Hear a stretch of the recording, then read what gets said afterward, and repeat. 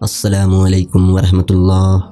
ایک روز رسول اللہ صلی اللہ علیہ وسلم اور حضرت ابو بکر صدیق، حضرت فاروق اور حضرت سعد بن ابی وقاص رضوان اللہ علیہم اجمعین مسجد حرام میں تشریف فرما تھے کہ بنی زبید کا ایک آدمی آیا اور اس نے کہا، قریش کے لوگوں، تمہارے یہاں کون تجارتی مال لانے کی ہمت کرے گا جب کہ تم باہر سے آنے والوں کو لوٹ لیتے ہو؟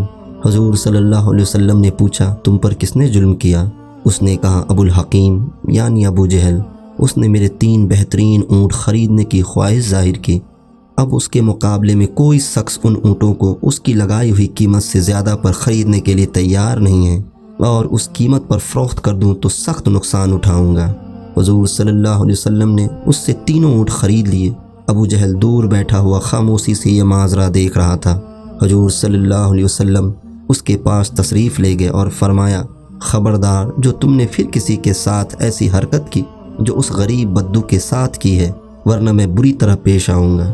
مشرکین جو وہاں موجود تھے ابو جہل کو شرم دلانے لگے کہ تم نے محمد صلی اللہ علیہ وسلم کے سامنے ایسی کمزوری دکھائی کہ صبح ہوتا ہے، شاید تم ان کی پیروی اختیار کرنے والے ہو۔